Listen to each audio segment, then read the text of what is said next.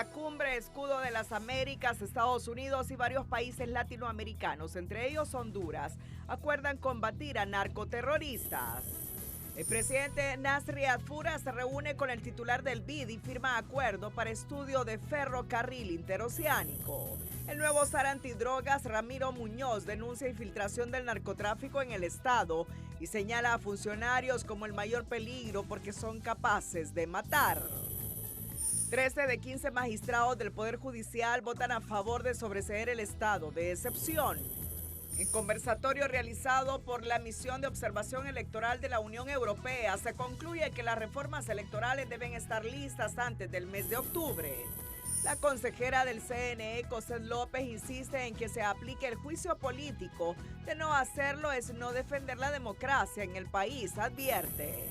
Secretaria de Seguridad Nacional de Estados Unidos, Christine Noem, se convierte en la primer baja del gobierno de Donald Trump al anunciar su destitución del cargo a partir del 31 de marzo. 7 años después, Estados Unidos y Venezuela restablecen relaciones diplomáticas, anuncia el Departamento de Estado. Este es su noticiero TN5 Estelar con Renato Álvarez y Cristina Rodríguez. Buenas noches. Honduras cierra este jueves con noticias que marcan el debate nacional. La justicia mantiene vigente la orden de captura contra el expresidente Juan Orlando Hernández, mientras desde los Estados Unidos se hace un nuevo llamado a reforzar la lucha contra el narcotráfico en la región. En tanto, el director de lucha contra el narcotráfico, Ramiro Muñoz, advierte sobre infiltración del crimen organizado en instituciones del Estado. Estas y otras informaciones a continuación en TN5. La noticia del día es presentada por Claro. Más velocidad con Claro Fibra. Recibí 800 megas por solo 1,100 lempiras.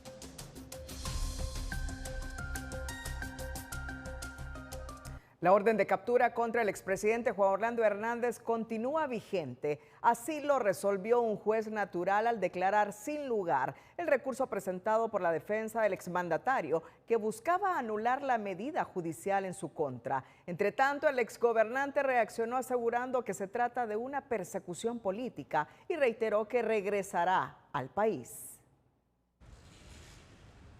Un juez natural designado declaró sin lugar el recurso presentado por la defensa del expresidente Juan Orlando Hernández, que buscaba revocar la orden de captura emitida en su contra a petición del Ministerio Público. Con esta resolución, la orden judicial y la alerta internacional siguen vigentes. En consecuencia, el juez que conoce ese requerimiento fiscal deja con valor y efecto la orden de captura que fue emitida en su momento. En el caso del expresidente Hernández Alvarado, así como de 8 personas más, se les supone responsables por una posible participación en cuanto a los delitos de lavado de activos y de fraude. Tras conocerse la resolución, el ex gobernante reaccionó en redes sociales y calificó la actuación del Ministerio Público como un acto de persecución política. En menos de 24 horas me deniegan a mí la suspensión para que en el momento que yo pueda me pueda presentar. Pero en ese lapso de 24 horas sí se presentan 2 personajes del Partido Libre, una exdiputada y un exministro, sin ningún problema. ¿Cómo es ese tratamiento diferenciado? Porque hay una operación política, de eso se trata.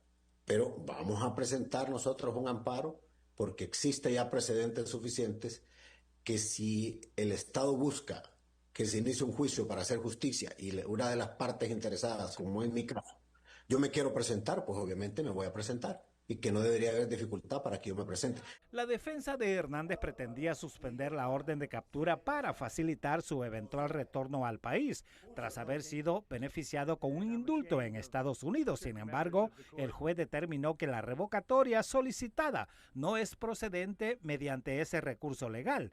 En ese caso podría ser diferente, porque cuando usted anuncia que se va a presentar voluntariamente, se interpreta que el imputado tiene voluntad de someterse al proceso, que es la finalidad del proceso penal, ¿verdad?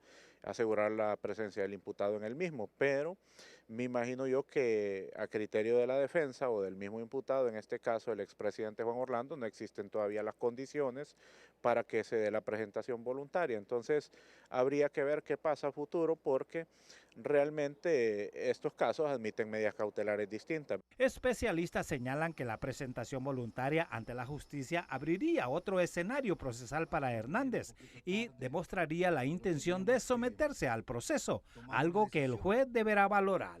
De cómo atender a los... El objetivo de esta cumbre es formar una coalición regional de seguridad para enfrentar amenazas como bandas criminales, narcotráfico y flujos migratorios irregulares. El anfitrión es Estados Unidos. Ahí estará presente el presidente de los Estados Unidos, Donald Trump. Es en Miami, Florida, el próximo sábado. Y han sido invitados al menos 11 presidentes del continente, incluido nuestro presidente Narri Afura. Precisamente desde Miami en este momento tenemos a nuestra enviada especial, la periodista Andrea Hernández, con la producción de Mayra Mejía para anticiparnos detalles de esta cumbre del próximo sábado en la que no está invitada México. México no está invitado a esta cumbre. Andrea, adelante. Buenas noches en Miami.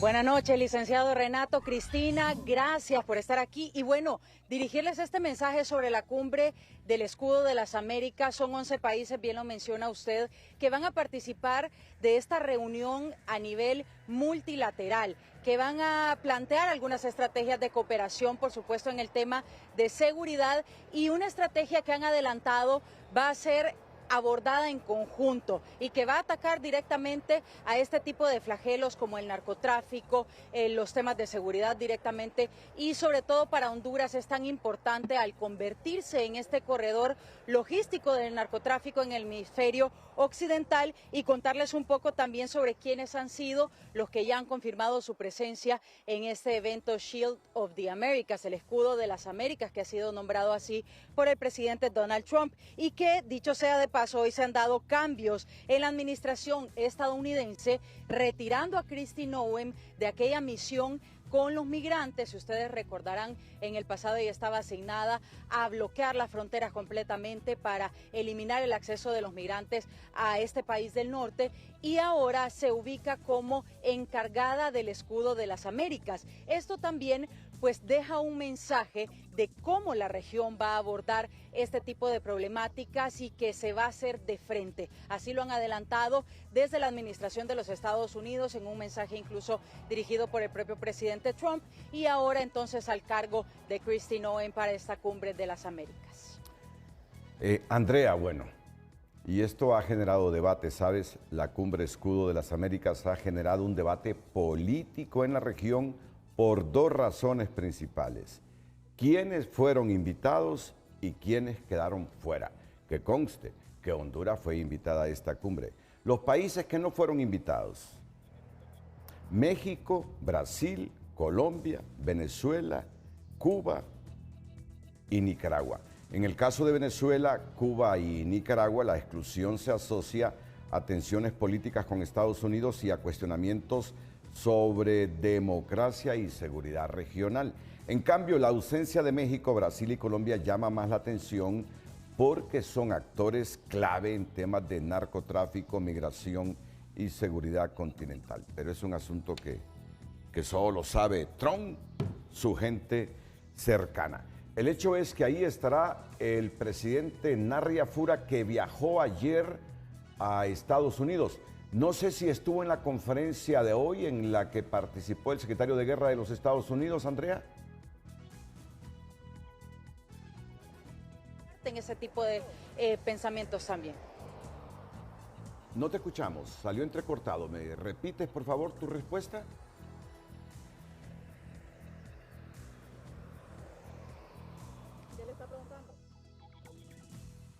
Le decía Andrea que algunos países no han sido invitados a esta cumbre Escudo de las Américas, ya mencioné qué países, pero ahí estará Narri Afura. Ahí estará Narri Afura. El presidente Trump recibirá a líderes de países latinoamericanos, al menos 11 durante esta cumbre Escudo de las Américas. Una reunión de seguridad prevista para el próximo sábado en la ciudad de Doral, en Miami. La Casa Blanca ha indicado que el objetivo de la cumbre es promover la libertad, la seguridad y la prosperidad en nuestra región. Si este día la secretaria de prensa de la Casa Blanca, Caroline Leavitt, señaló que los países realmente han conformado una coalición histórica para trabajar juntos y hacer frente a las bandas y carteles criminales narcoterroristas y para contrarrestar la migración ilegal y masiva no solo hacia Estados Unidos, sino hacia el hemisferio occidental, lo cual sigue siendo una prioridad clave y principal del presidente Donald Trump. Perdimos por unos minutos la conexión, pero la recuperamos, así que tú enriqueces esta última conexión con nuevos elementos sobre esta cumbre del sábado Escudo de las Américas. Andrea Hernández, que está ahí con la producción de Mayra Mejía. Adelante, Andrea. Así es, bueno, los nuevos elementos que se han revelado durante esta jornada es, número uno, la participación de Kristi Noem al liderar esta cumbre del Escudo de las Américas. También mencionar la participación de 11 países confirmados, podrían ser 12 con la participación también de algunos países del Caribe como lo es Trinidad y Tobago. Mencionar que son los países aliados de los Estados Unidos en la región y también destacar que Honduras tendría una participación crucial por la ubicación estratégica y hablando en términos geopolíticos, por ser ese aliado en esta región, en ese punto crucial, y destacar también que va a participar el presidente de El Salvador, también Nayib Bukele, en esta cumbre de las Américas, y ahí se podría revelar cuál sería la nueva estrategia a nivel regional de la que va a participar Honduras, por supuesto, para combatir la violencia. Dicen que ya no solo van a combatir a estas estructuras de manera independiente, sino más bien en equipo como una fuerza global. Sí, Andrea, hoy la secretaria de prensa de la Casa Blanca confirmó que los jefes de Estado que estarán ahí junto a Trump son el de Argentina, Bolivia, Chile, Costa Rica, República Dominicana, Ecuador, El Salvador, Honduras, Panamá, Paraguay, Trinidad y Tobago, y hay algunos que están por confirmar. Y mira, en esa reunión se puede producir un elemento noticioso que tiene importancia para Honduras y El Salvador. Tú sabes que todavía el presidente hondureño Narri Afura y el salvadoreño Nayib Bukele no se han estrechado la mano, no se han felicitado y posiblemente, y lo dijo aquí Narri Afura, que si tiene la oportunidad de estrechar la mano de Nayib Bukele y conversar con él, lo hará. Ese es un elemento noticioso que yo sé tú lo estás siguiendo y que el próximo sábado va a tener prioridad en tu agenda informativa. Así que a la expectativa de esa reunión, si se produce entre Afura y Bukele, Andrea. Bueno, podría darse la oportunidad, licenciado Renato, porque contarles también la manera en que se va a dar esta reunión. Es una reunión muy íntima en este hotel de Doral de Donald Trump, en donde van a participar de manera muy cercana y se van a dar los tiempos de participación de cada uno, pero van a poder compartir tiempo juntos, van a poder compartir también los resultados que han tenido en cada uno de los países que ellos lideran. Y en el caso de Honduras también pues se espera una colaboración porque somos países hermanos, deberíamos ser países aliados con este tipo de estrategias tanto en seguridad como en el ámbito económico y con estas posiciones también respecto a China que se han adelantado ya para esta cumbre global. Muchas gracias, Andrea, muchas gracias y estamos pendientes de todo tu trabajo que tienes este viernes y el próximo sábado en todas las emisiones noticiosas de Televicentro. Gracias, Andrea Hernández y a su productora Mayra Mejía desde Miami, la Florida. ¿Qué temas se abordan en la cumbre El Escudo de las Américas? ¿Qué decisiones pueden impactar la economía, la seguridad y la política de nuestros países? ¿Cómo influye en el futuro de la región? Este 7 de marzo acompaña nuestra cobertura especial de El Escudo de las Américas, un encuentro clave donde líderes del continente definirán el rumbo de la cooperación regional. Sigue nuestra transmisión en Televicentro, Emisoras Unidas y tunota.com. Y de regreso al ámbito estrictamente nacional, el nuevo jefe de la Dirección de Lucha contra el Narcotráfico advierte sobre la penetración de estas estructuras en el Estado. Durante su participación en el programa Frente a Frente, el general en retiro Ramiro Muñoz denunció que el narcotráfico ha infiltrado instituciones públicas en Honduras. Señaló que algunos funcionarios han participado en crímenes, incluso ordenado asesinatos contra personas que combaten el narcotráfico. Muñoz aseguró que investigará y detendrá a cualquier operador de justicia involucrado en estos delitos. Su regreso al país tras una salida abrupta a mediados del 2025 no suavizó en lo absoluto el estilo frontal del nuevo zar antidrogas Ramiro Muñoz, quien sin contemplaciones afirmó que en Honduras, de quien hay que cuidarse realmente es de los funcionarios estatales que matan. A mí no me preocupan los narcotraficantes, a mí no me preocupan las maras y pandillas, a mí no me preocupa esas organizaciones que dedican un montón de cosas. Aquí quien mata a la gente son los mismos funcionarios. ¿O no ha sido así? No es ningún secreto que el narcotráfico tiene infiltrada la institucionalidad, a tal punto que todos saben quién ordenó el asesinato del antiguo director de lucha contra el narcotráfico Aristide González, cuestionó Muñoz, al insistir que el verdadero problema no son quienes trafican la droga. En las investigaciones, ¿quién lo hizo? Todo Honduras lo sabe. Con la facilitación de quién lo hizo. ¿Quién lo detuvo? ¿Quién lo siguió?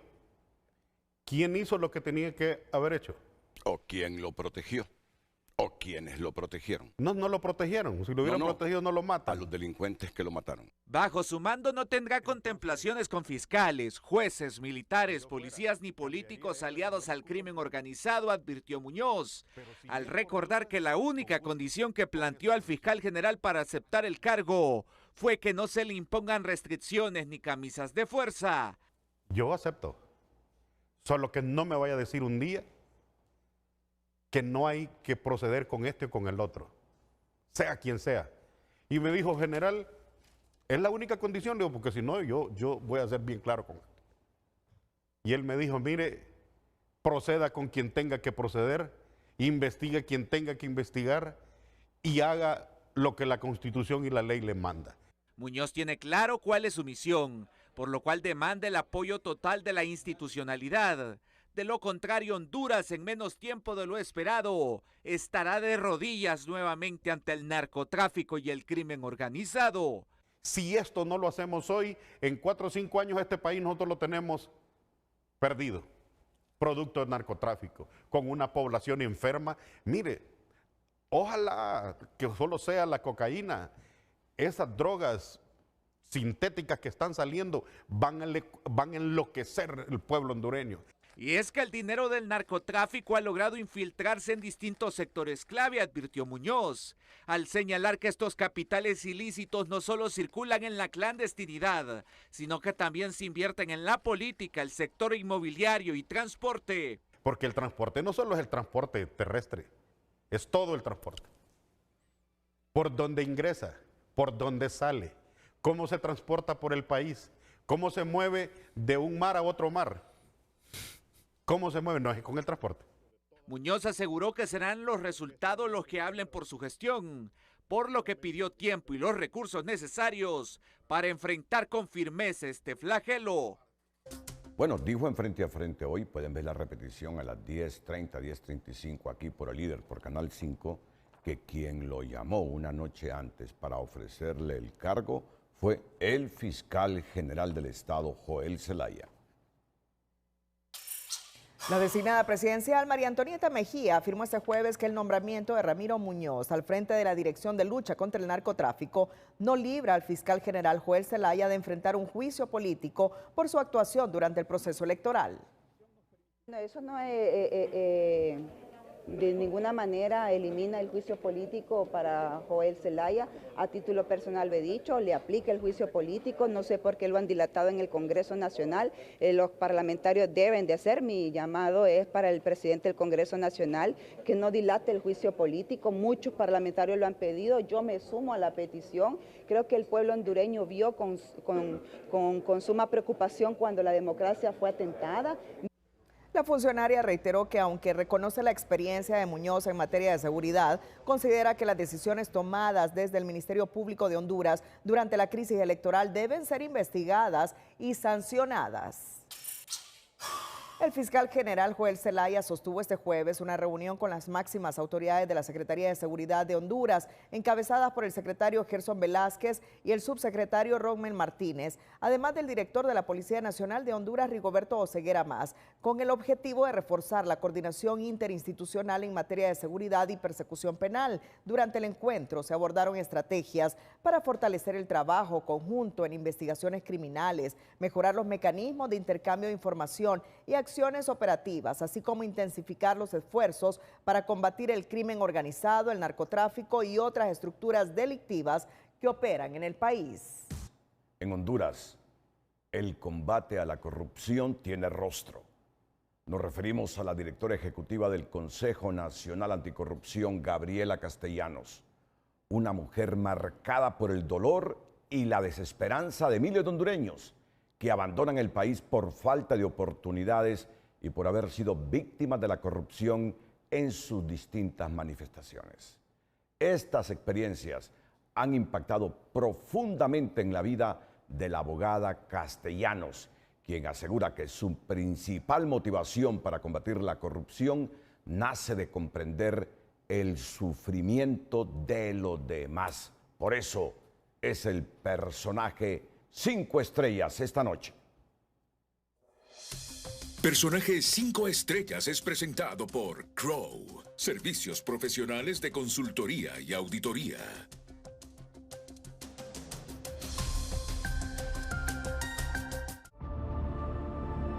El dolor de miles de hondureños que en busca de un mejor futuro cruzan selvas, suben al temido tren de la bestia y recorren caminos llenos de incertidumbre. También lo vivió en carne propia la abogada Gabriela Castellanos, una realidad que forma parte de las experiencias que hoy alimentan su lucha firme contra la corrupción. Es más la sensibilidad humana lo que me ha marcado. Yo creo que no siempre debemos de pasar por muchos procesos para entender al hermano hondureño, a esa ciudadanía que tiene una cicatriz y que esa cicatriz tiene esa huella precisamente de la corrupción. Castellanos creció con una enseñanza clara de sus padres, defender la verdad con respeto y actuar siempre con principios. Ese valor aprendido en casa marcó el rumbo de su vida. Hoy esa convicción la ha llevado desde hace 13 años a liderar con carácter el Consejo Nacional Anticorrupción, y eso asegura ha tenido un costo personal. Pero creo que ha sido muy difícil cuando he tenido que salir del país, a veces con familia, a veces sin ella, sin saber con exactitud cuándo puedo regresar.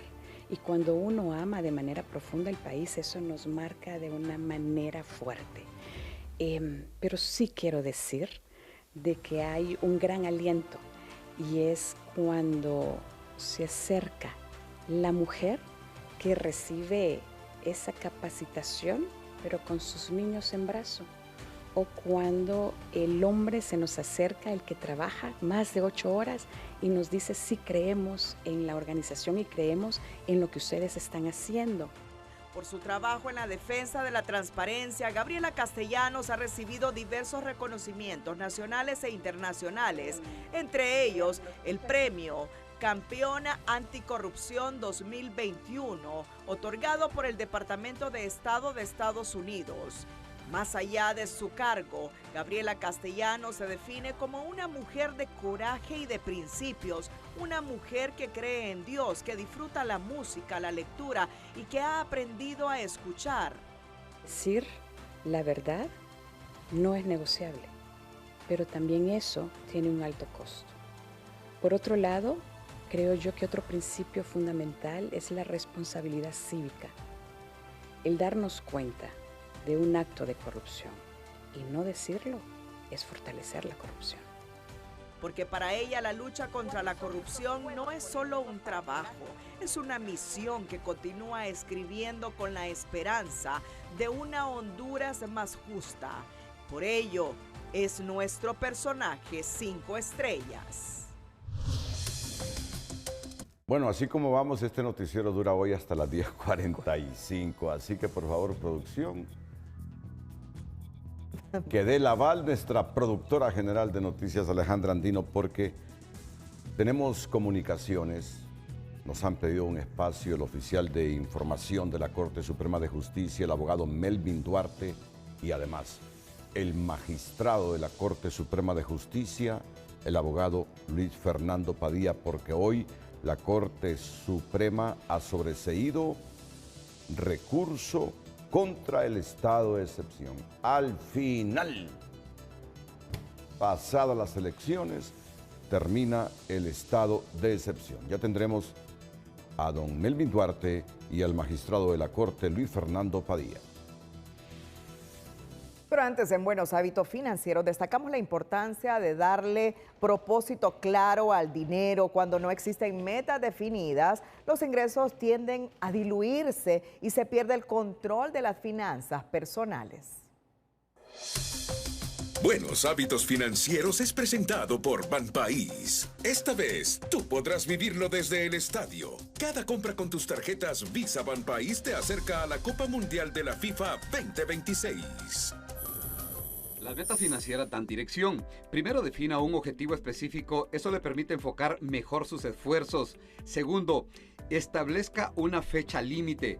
Eso le genera compromiso y disciplina. Tercero, determine cuánto necesita reunir. Eso le ayudará a organizar sus aportes mensuales. Y finalmente, revisar periódicamente su avance le permite hacer ajustes oportunos.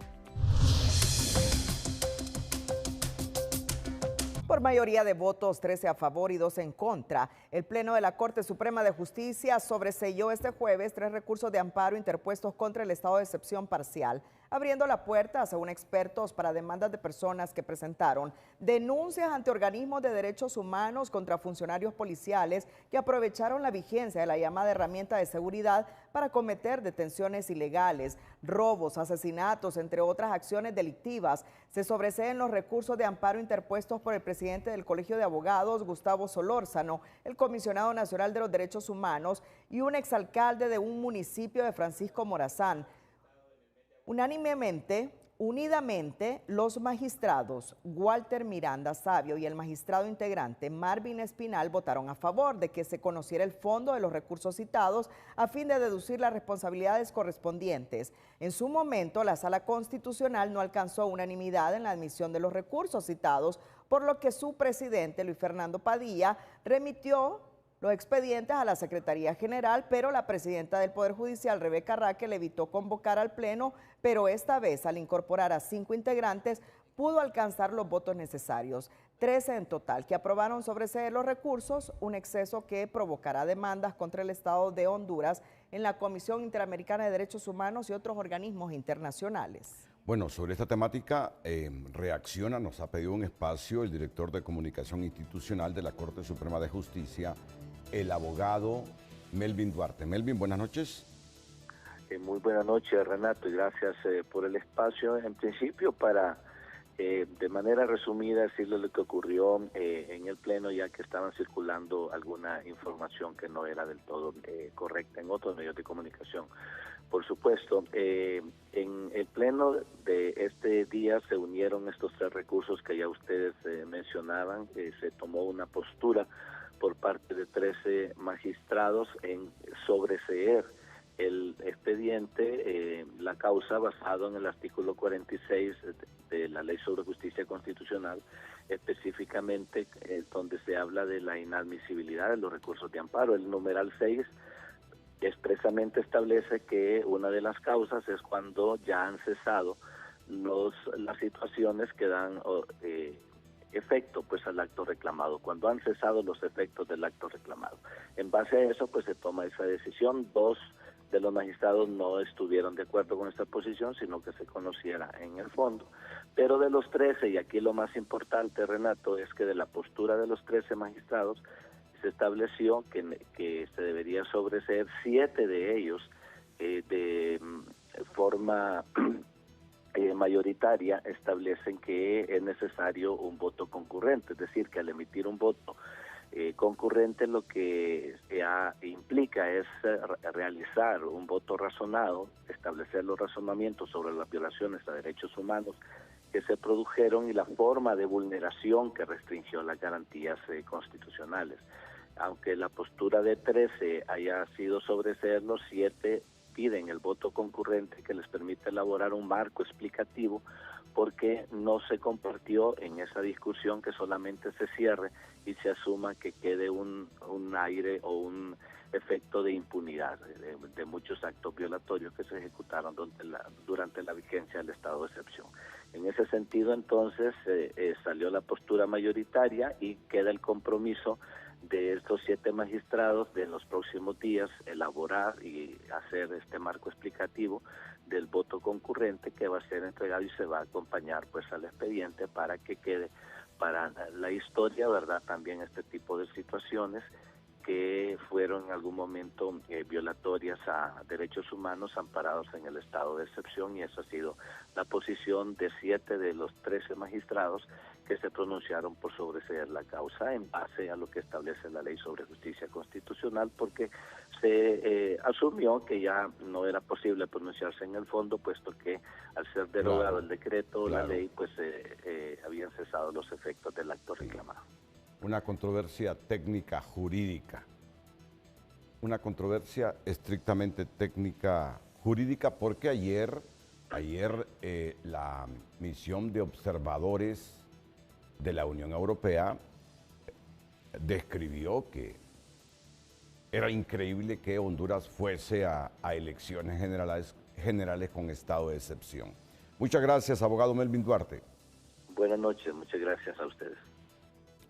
Bueno, y también tenemos la comunicación del magistrado de la Corte Suprema de Justicia, el doctor Luis Fernando Padilla, para referirse a las contrataciones, porque se ha informado que en las últimas semanas hicieron unas contrataciones abusivas ahí en la Corte Suprema de Justicia, pero que sea él que explique por qué su intervención esta noche. Magistrado, adelante, buenas noches.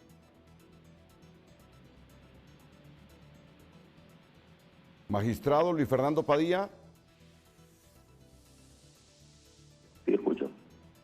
Adelante con sus aclaraciones, magistrado, sobre este asunto de las contrataciones en los últimos meses en el Poder Judicial.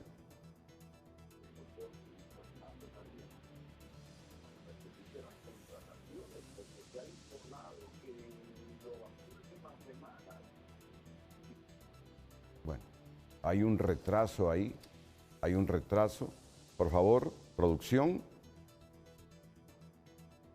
para que él se refiera a estas contrataciones de empleados en el Poder Judicial en las últimas semanas. Muy buenas noches, licenciado Renato Álvarez. Un saludo a Cristina y al pueblo hondureño. Buenas noches, doctor. Adelante. Muy buenas noches, licenciado Renato. Un saludo. Sí, quisiera comentarle, Renato, que efectivamente hace, como usted bien lo ha referido, Renato, hace algunos días, pues, ha circulado en diferentes medios de comunicación, en redes sociales, que se habían hecho algunos nombramientos y traslados de manera irregular. Y efectivamente, Renato, yo quisiera mencionarle que... ¿Aló? Le escuchamos, le estamos escuchando muy bien. Adelante usted. Y Renato, hemos dicho que efectivamente se han hecho algunos nombramientos de manera incorrecta e indebida, así como unos traslados, Renato, por cuanto se ha respetado lo que es la ley de la carrera judicial, en vista que usted, Renato, para nombrar o ascender a un juez o magistrado se necesita someterlo a un concurso público. Así lo establece la ley de la carrera judicial. Se ha, Renato, ascendido a algunos jueces y magistrados que no tienen carrera judicial, o algunos jueces, ¿verdad?, que pertenecían a otras jurisdicciones, fueron sometidos, o mejor dicho, ascendidos a otras jurisdicciones. Para el caso, le pongo un ejemplo, fue ascendida, o mejor dicho, se le asignó el puesto a la subinspectora o a la supervisora general al cargo de magistrada de Corte de Apelaciones Civil, lo cual es totalmente incorrecto porque ella no tiene carrera judicial. Hay dos magistrados, Renato, uno que estaba en la Corte de Apelaciones Penal y otro que estaba en la Corte de Apelaciones Civil, fueron trasladados a la Corte de Apelaciones del Trabajo. Esto es totalmente incorrecto porque ellos pertenecían a otras jurisdicciones y esto, el perjuicio es que atrasa los procedimientos. Eso por una parte. Podría mencionarle, Renato, otro ejemplo. Hace algunos 2 años se trasladó a un juez del Juzgado Seccional de San Lorenzo para Progreso y se nombró a una persona que trabajaba en una institución pública del gobierno, y totalmente incorrecto porque ella no tenía carrera judicial y también no fue sometida a un concurso. También se trajo a una persona de una institución financiera, se nombró en el juzgado civil y en menos de 2 años ahora es magistrada de Corte de Apelaciones de lo Civil. Con esto, Renato, se violenta el derecho de muchos jueces y magistrados que estaban en un banco de aspirantes y que habían participado en un concurso. Pero yo quisiera, Renato, el día de hoy hacer una denuncia grave, ¿verdad? Y es poner en conocimiento en principio que todos sabemos que el 20 de febrero se hizo una reforma en cuanto al decreto 282 del 2010 que contenía la reforma del artículo 3 transitorio, donde se le daba las facultades o atribuciones a la presidenta de la Corte para nombrar, cancelar y trasladar. Renato, esto ocurrió, la reforma, el 20 de febrero, fue un viernes. Y yo tengo pleno conocimiento, ¿verdad?, que el sábado 21 y el domingo 22 estuvieron trabajando, haciendo nombramientos o acuerdos en la dirección de personal. Y se hicieron juramentaciones la siguiente semana, lo cual es totalmente incorrecto porque el decreto ya había entrado en vigencia el 20 de febrero. Y eso, Renato, eso es reprochable penalmente para las personas que hicieron eso. Y yo quiero, ¿verdad?, porque esto es lo que no se ha dicho, ¿verdad? Esto es una denuncia grave, ¿verdad? Y yo lo dije en pleno, ¿verdad? Porque eso lindaba con el derecho penal y con la ética, porque el decreto, vuelvo y repito, Renato, el decreto se reformó y entró en vigencia a partir de su publicación en la Gaceta el 20 de febrero y se hicieron, ¿verdad?, acuerdos de nombramiento el sábado 21 y el domingo estuvieron trabajando y se hicieron algunas juramentaciones la semana del 23, lo cual es totalmente incorrecto, ¿verdad? Entonces yo quiero dejar constancia, Renato, porque nadie lo había dicho, ¿verdad? Hay una juez, yo quiero resaltar la valentía de ella, la abogada Ana Cardona, que ella ha hecho la denuncia de estos nombramientos y traslados porque se le ha violentado, Renato, el derecho a muchos jueces y magistrados que tienen carrera judicial y personas que no lo tienen han sido ascendidas. Ojo, Renato, debo decir también de manera objetiva, ¿verdad?, que se ha ascendido a personas, a jueces y magistrados que tienen las calificaciones, ¿verdad?, que tienen los requisitos, pero el punto aquí, Renato, es que no se ha llamado al concurso público para que estas personas puedan optar o ocupar esos cargos. Bueno, usted lo calificó. Es una denuncia grave. Y usted es un magistrado de la Corte Suprema de Justicia en el mismo nivel de la magistrada presidenta de la Corte Suprema de Justicia, Rebeca Raquel Obando. En todo caso, quien ha cometido un delito es la presidenta de la Corte Suprema de Justicia, magistrado Luis Fernando Padilla. Bueno, Renato, vuelvo y repito, yo en el pleno de la semana anterior, yo lo hice saber en el pleno, ¿verdad?, esas circunstancias que yo le refería anteriormente, Renato. Sí, es un poder del Estado, independiente, como dice la Constitución, pero complementario con los otros poderes. Y un magistrado de la Corte que está en el mismo nivel de la magistrada presidenta nos está diciendo, después que el Congreso emitió una ley vigente, se hicieron nombramientos discrecionales por parte de la presidenta de la Corte Suprema cuando ya no le correspondía por lo que aprobó el Congreso Nacional de la República. Es así como usted lo afirma, Renato. ¿Es un delito esto, bueno, magistrado? No me corresponde a mí, Renato, determinarlo, ¿verdad? No me corresponde a mí determinarlo ni investigarlo, pero sí, Renato, yo hago la denuncia que eso así efectivamente ocurrió, ¿verdad? Y ahí están las personas, el personal que trabajaron en esos acuerdos.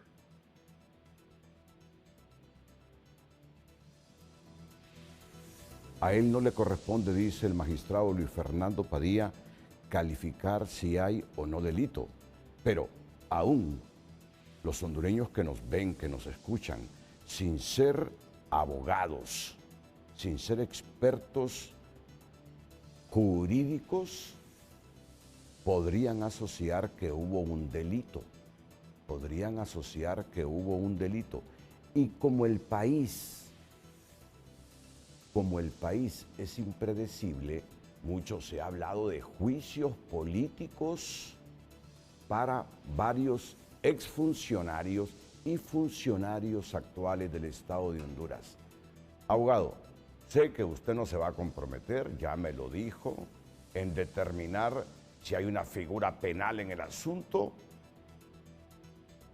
¿Pudiese ser esto como el camino hacia un juicio político para la persona que aún y con una ley, con un decreto emitido por el Congreso Nacional, al siguiente día de estar en vigencia este decreto, hizo nombramientos discrecionales que ya no le correspondían sino al Pleno de Magistrados, que son 15 de la Corte Suprema de Justicia? Bueno, Renato, tampoco me corresponde a mí, Renato, establecer, ¿verdad?, si eso es constitutivo o como una causal para juicios políticos. Yo lo que sí le puedo decir, Renato, es que hay muchos compañeros, Renato, que son timoratos, ¿verdad?, que son timoratos y no se atreven a denunciar esto. Y ellos saben perfectamente que esos nombramientos y que algunos ascensos, algunos traslados son incorrectos, ilegales e indebidos porque se ha irrespetado la ley de la carrera judicial. Pero aquí, Renato, lo único que nosotros queremos es que se respete la ley, ¿verdad?, que se respete el debido proceso. Abogado, solo permítame sacar un poquito mi ejercicio periodístico, pero es la primera vez que yo en la historia, desde que volvimos a la democracia en los años 80, escucho a un magistrado de la Corte Suprema que califica de timoratos a sus colegas. No sé si a los 14 restantes o a algunos de los 14, que los califica de timoratos por ser permisivos a lo que él dice es un delito después de la emisión de un decreto y de que aparece en la Gaceta, se transgrede el mismo por parte de un poder del Estado. Ahí me quedo, magistrado Luis Alberto Padilla, no tengo otra forma de analizar lo que usted me está diciendo, porque en efecto coincido que lo que está diciendo usted es una denuncia grave, gravísima. Bueno, Renato, los hechos ahí están. Si se quieren comprobar, Renato, solo es de investigarlo, hablar con algunas personas que sí son correctas y hacerles las consultas respectivas y se va a llegar a la verdad del asunto. El magistrado, fíjese bien, el magistrado Luis Fernando Padilla es uno de los 15 magistrados de la Corte Suprema de Justicia. Corte Suprema de Justicia, un poder del Estado, uno de los 3 poderes del Estado, que está en el mismo nivel de los otros 15 magistrados. Permítanos, ante estas cosas que suceden en la democracia, Cristina, oxigenarnos un poquito e ir a la pausa comercial. Y si yo había advertido que el noticiero iba a durar hasta las 10:45, sí, creo que hoy se nos va hasta las 11, porque tenemos una agenda informativa de interés público en los próximos minutos aquí en el Noticiero Líder. Y una noticia muy importante. Una noticia muy importante. Si usted creía que el ferrocarril interoceánico era solo un ideal muy difícil de concretarse, va tomando forma.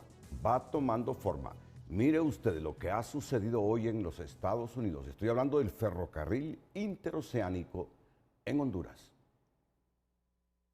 El presidente Adfura firmó este jueves en Washington un acuerdo con la Agencia de Comercio y Desarrollo de Estados Unidos para realizar el estudio de factibilidad del proyecto del ferrocarril interoceánico de Honduras. El convenio permitirá analizar la viabilidad técnica, económica y logística de esta iniciativa que busca conectar los océanos Atlántico y Pacífico a través del territorio hondureño con el objetivo de fortalecer la estructura logística y el desarrollo económico del país. Durante el encuentro, el mandatario sostuvo una reunión con autoridades de la agencia estadounidense, quienes destacaron la importancia de Honduras en la cooperación bilateral y el potencial del corredor interoceánico para impulsar la inversión y el comercio. El estudio representa un paso inicial para evaluar uno de los proyectos de infraestructura más ambiciosos planteados para posicionar al país como un punto estratégico del comercio internacional. El presidente Nasri Adfura sostuvo también una reunión de trabajo en Washington, D.C. con el presidente del Banco Interamericano de Desarrollo BID, Ilan Goldfan, para fortalecer la cooperación financiera y técnica entre Honduras y ese organismo multilateral. Durante el encuentro se abordaron proyectos estratégicos en educación, salud, transformación digital y desarrollo productivo, además de un posible apoyo presupuestario que podría oscilar entre 50 y 100 millones de dólares para programas prioritarios del gobierno. También se destacó el programa Talent Up, que contempla 10,000 becas de capacitación digital en alianza con el sector privado. El BID y Google, el presidente del BID, expresó además su disposición de realizar una próxima visita oficial a Honduras. Autoridades de Honduras y Canadá sostuvieron un encuentro para fortalecer la agenda bilateral de cooperación y promoción internacional. La embajadora Evelyn Bautista, subsecretaria de Cooperación y Promoción Internacional, recibió la visita de Pascal Mediu, jefe de la Oficina de Canadá en el país. Durante la reunión se abordaron temas claves del programa de cooperación entre ambos países, enfocados en fortalecer la gobernanza democrática, el Estado de Derecho, la seguridad ciudadana y los derechos humanos, así como impulsar el desarrollo económico inclusivo, la educación y la formación técnica. Las partes también dialogaron sobre el Tratado de Libre Comercio entre Honduras y Canadá, con el objetivo de potenciar la inversión y el intercambio comercial entre ambas naciones, y coincidieron en la importancia de profundizar el diálogo bilateral en línea con las prioridades estratégicas del gobierno hondureño. Bueno, hoy ese edificio, ahí están los 15 magistrados de la Corte Suprema de Justicia. Ha predominado en el noticiero, Hemos tenido que hacer algunas alteraciones, pero vamos a seguir y retomar el tema de la justicia de Honduras. Antes de hacer otro corte comercial, vamos a seguir con esta temática judicial. Cristina. En otra temática de debate permanente, en los últimos días denuncia una supuesta confabulación para evitar la revisión de más de 100 nombramientos arbitrarios dentro de la Corte Suprema de Justicia. A casi una década del escándalo que sacudió al extinto Consejo de la Judicatura, analistas advierten que volver a concentrar esas funciones en el presidente de la Corte Suprema podría repetir una fórmula que ya provocó una crisis sin precedentes en el Poder Judicial. Sería una necia y trasnochada decisión que el Consejo de la Judicatura volviera a ser manejado por el presidente de la Corte Suprema.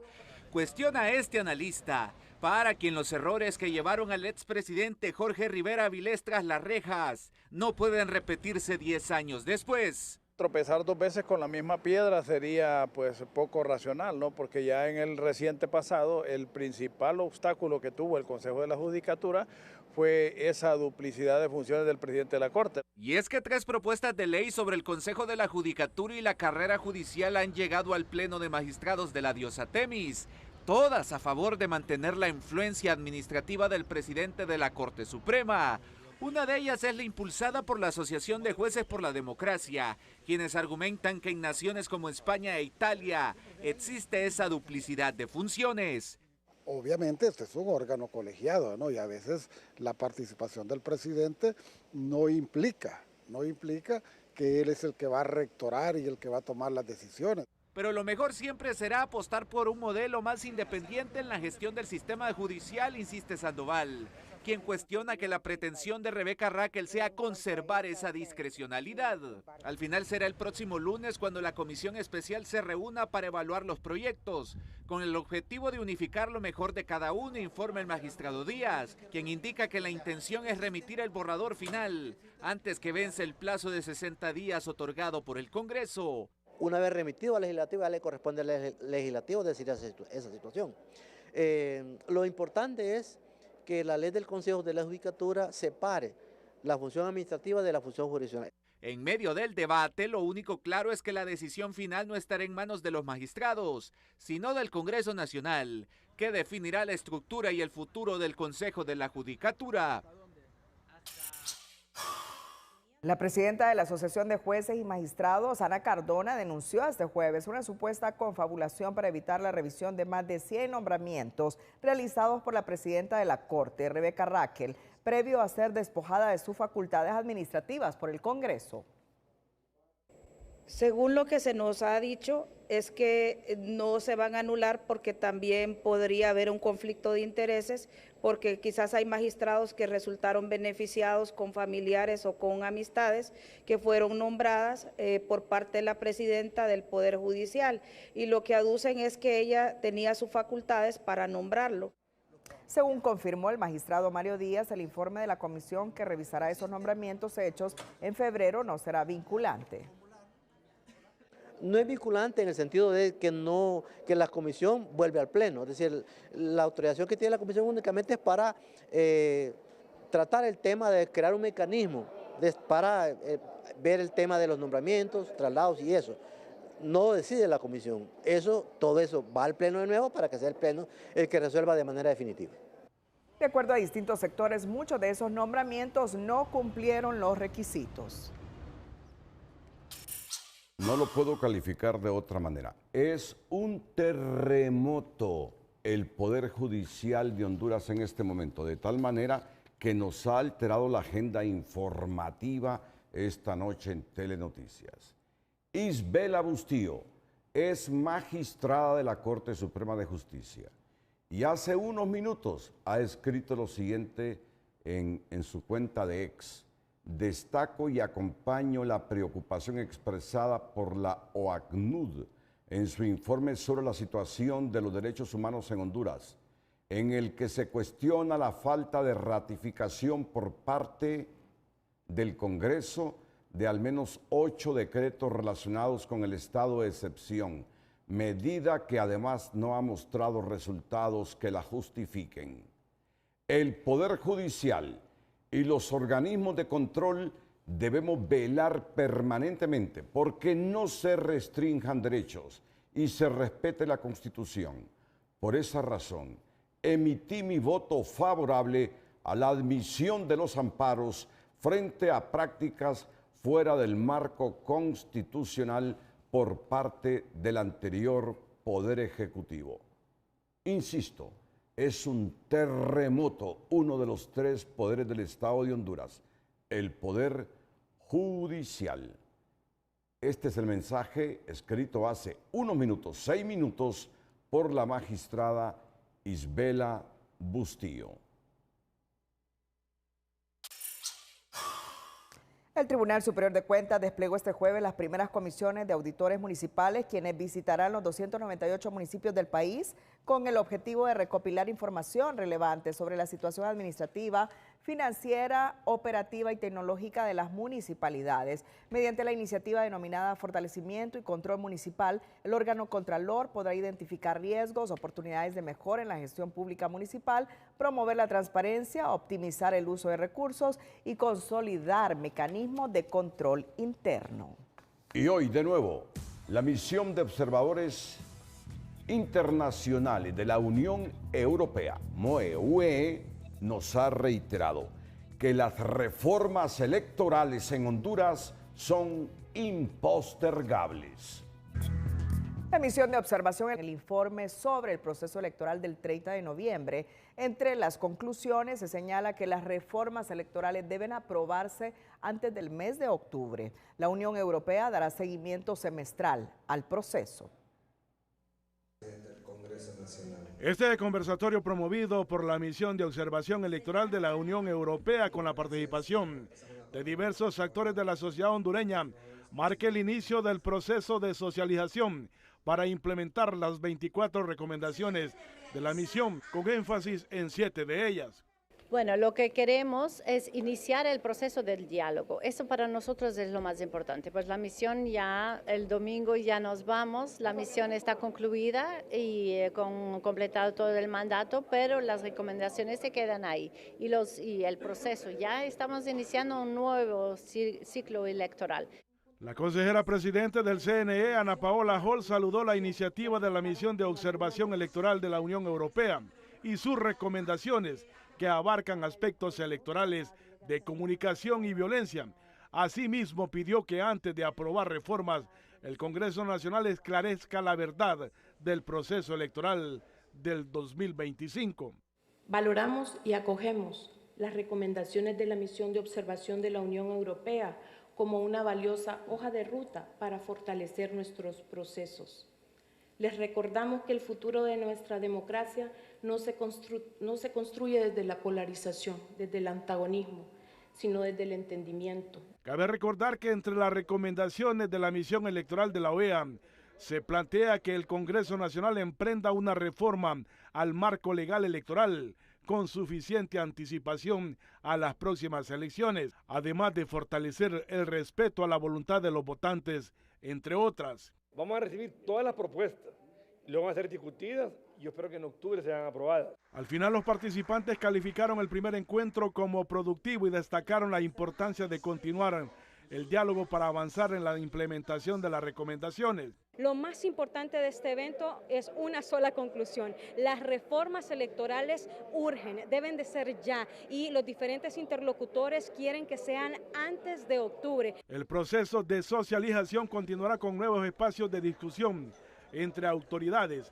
expertos y sociedad civil, con el objetivo de fortalecer el sistema electoral hondureño. La Unión Europea dará seguimiento al proceso con informes semestrales y en 2 años una misión evaluará si Honduras avanzó en las reformas electorales recomendadas.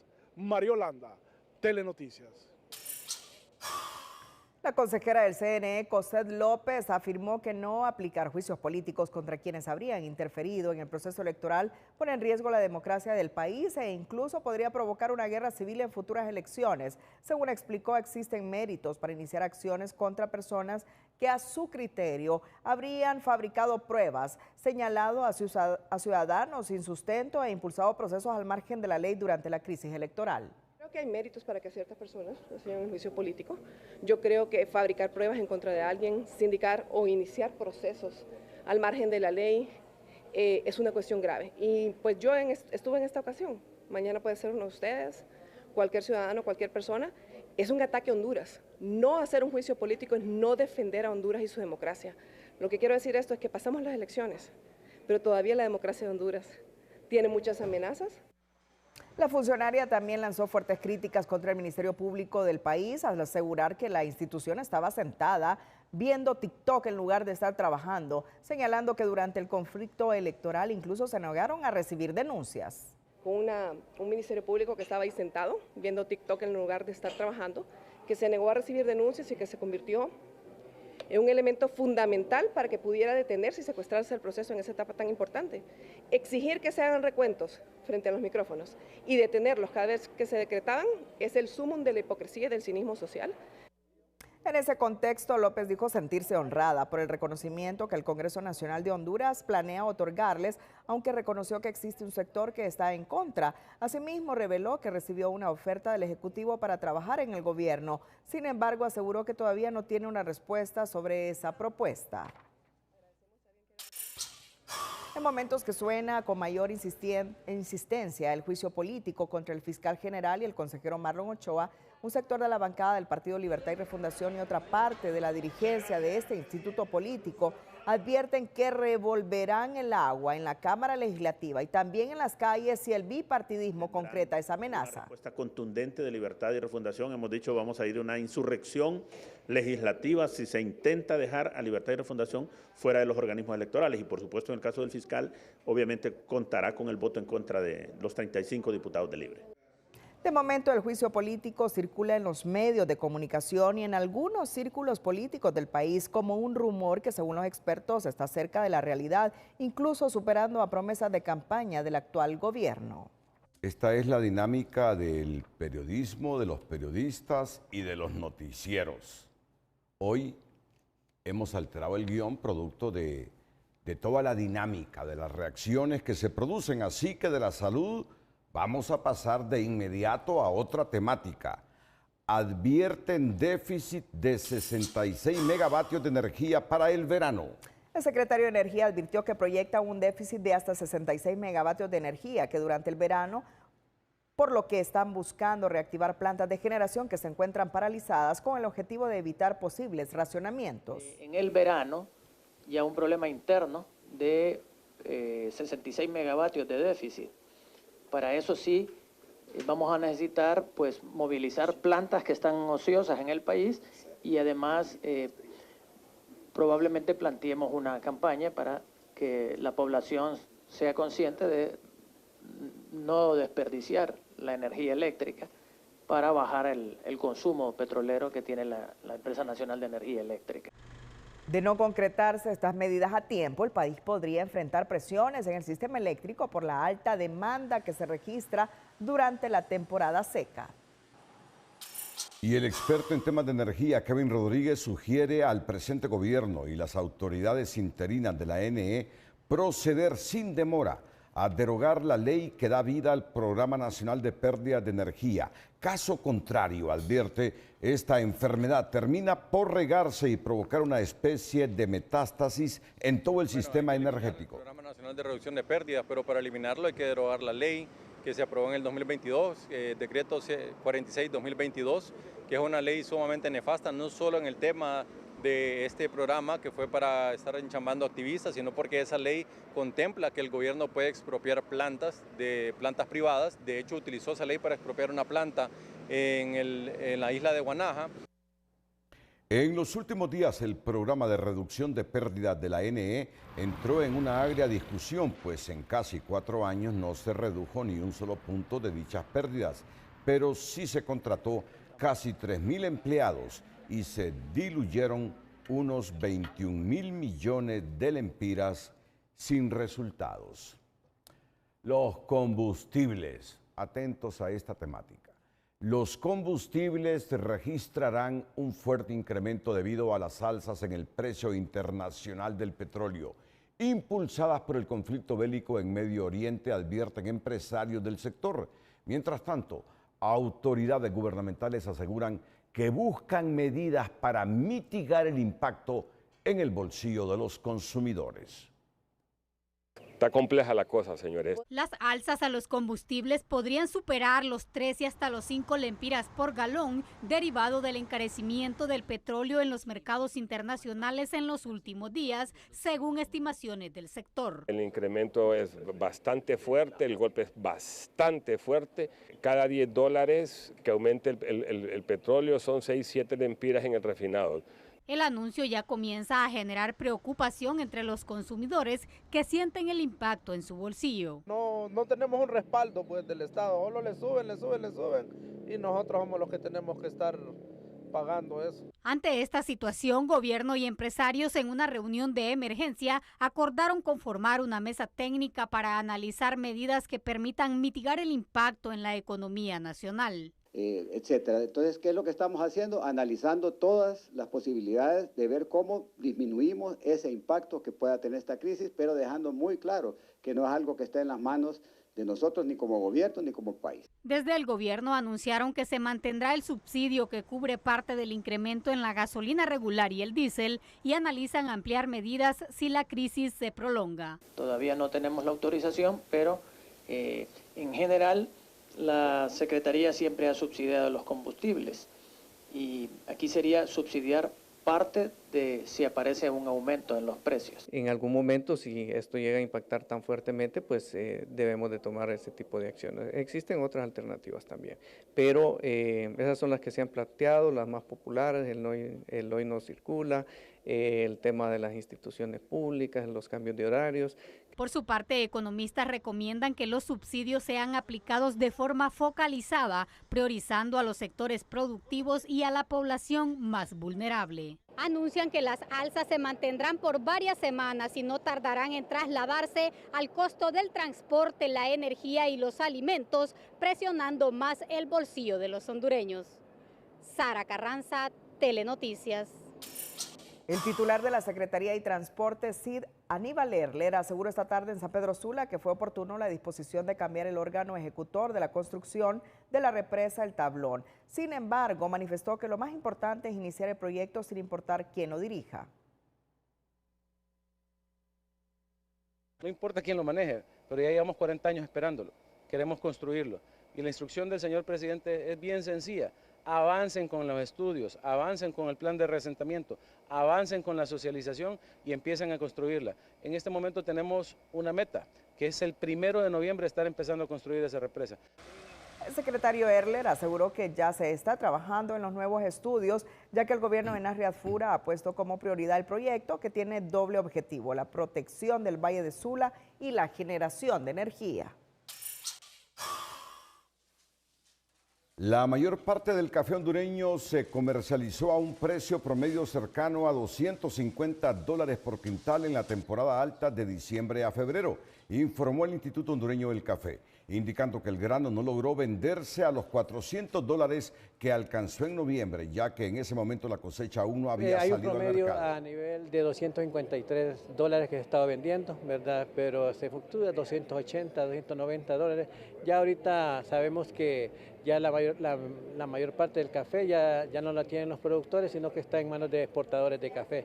Ojalá que los productores hayan aprovechado ese precio. Recuerden que llegó en octubre hasta $400, pero sabemos que en esa época no hay mucha producción.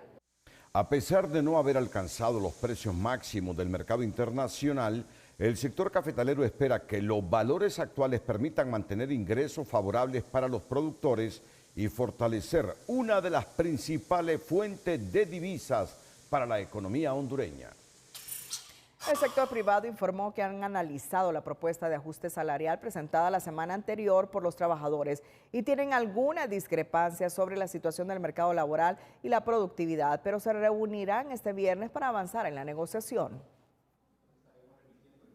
Vemos discrepancias en lo que es la relación del salario mínimo en Centroamérica con la nuestra, y todo eso pues son elementos que se tienen que tomar en cuenta. Vamos a tener unas reuniones como sector privado para llevar una propuesta el próximo viernes y esperamos poder tener un acuerdo lo más pronto posible.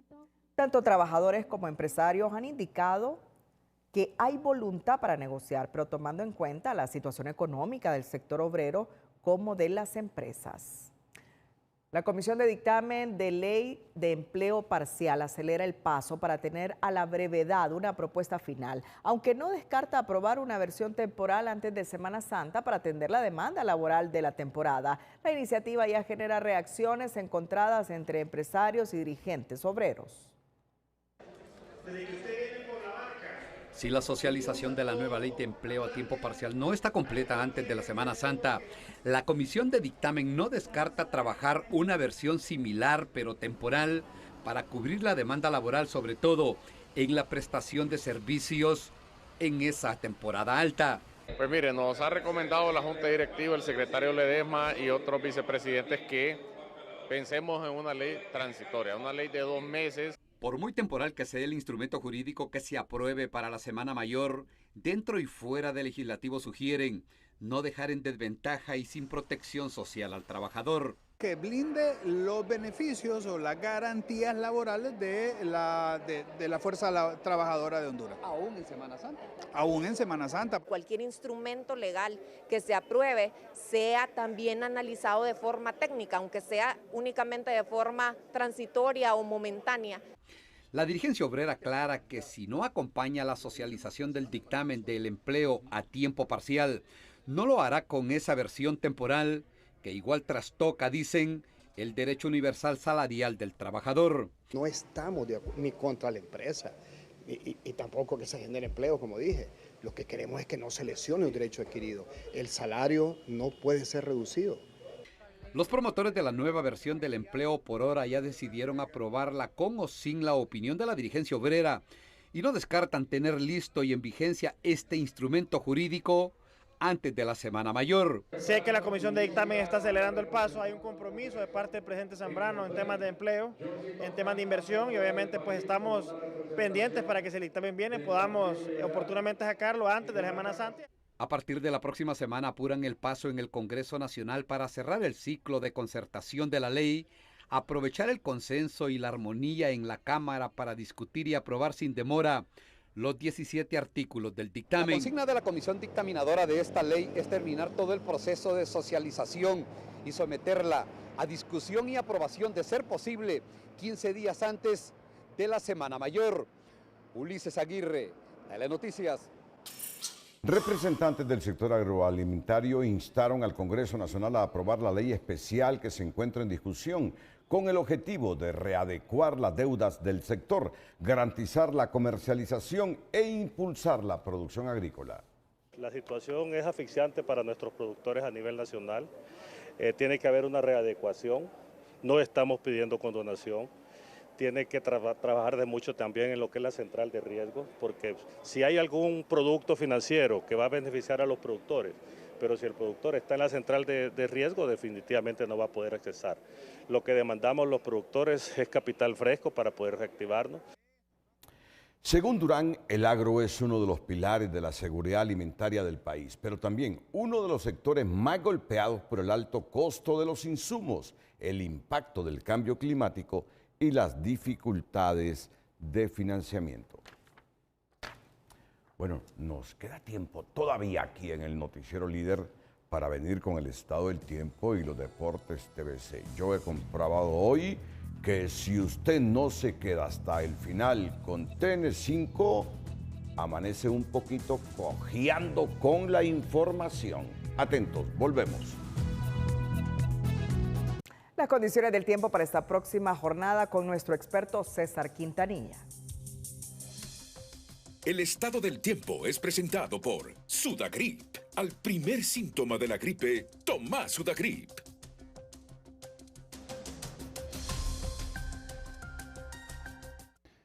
Hola, ¿qué tal? Qué gusto saludarles. Inicio presentándoles esta imagen de vientos de todo nuestro planeta. Un planeta que sigue rompiendo récords en cuanto a emisiones de dióxido de carbono y por eso también sigue calentándose e impactando todos los ecosistemas de la Tierra. Y bueno, esto trae sus consecuencias. Por ejemplo, para Honduras continúa el alza y la amenaza por el alza en el nivel de los mares. Cuando se derriten los polos y glaciares, entonces se ensanchan también con la calidez del océano y comienza el agua a amenazar comunidades completas. Atención con ello. Las corrientes de bajo nivel están circulando sobre nuestro territorio, arrastrando humedad desde el Caribe y para esta jornada de viernes, cierre de semana, pues continuarán los sistemas anticiclónicos dominando el Caribe, Centroamérica y México. Y con ello, pues también la posibilidad que alta humedad esté circulando nada más en la región nororiental del país y más específicamente hacia el departamento de Gracias a Dios y Colón. En el resto del territorio la condición será seca con algunos nublados ocasionales y aquí vemos en horas de la tarde cómo se incrementa la humedad específicamente ahí en la Mosquitia de Honduras y Nicaragua y aquí vemos cómo avanza esa alta posibilidad justamente en esa región, mientras en el resto podrían darse algunos chubascos ligeros y los acumulados aquí los vemos que apenas aparecen en nuestro territorio, pero específicamente hacia, gracias a Dios, en Puerto Lempira, que es la zona de impacto de esa humedad, aquí sí cambian los colores. A 3 metros la altura máxima del oleaje en horas de la noche, principalmente en el litoral Caribe. Durante la jornada irá a 1.4, 1.5 y luego hacia la noche se eleva. 1.5. Esperamos a la salida del Golfo de Fonseca también con temperaturas de 38 grados Celsius en el sur del país. Aquí en el centro esperamos máximas de 29 y hasta 31, entre 28 y 31 en la región norte y hasta 33 en puntos del occidente del país, mientras la región oriental llega a 32 máximas con índice ultravioleta. Pongan atención a este mapita, 13. Índice ultravioleta peligroso y acumulativo en la piel. A cuidarse mucho, siempre le queremos como televidente y no como noticia. Que la pasen bien.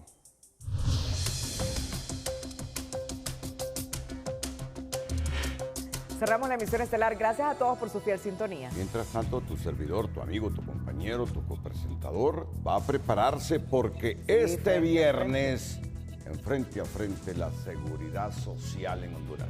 No puede ser posible que uno se haga viejo y no tenga protección social. Hay una iniciativa de ley en el Congreso Nacional en este momento.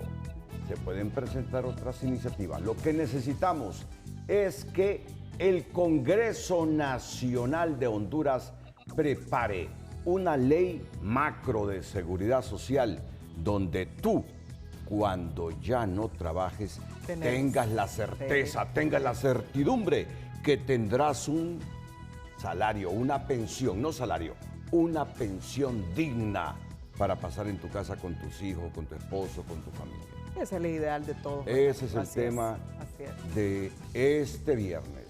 El equipo de Frente a Frente se prepara, no importa la hora que es ahora. Nos preparamos para que a las 7 de la mañana, después de TN5 Matutino, le entremos a este tema de la seguridad social. Buenas noches.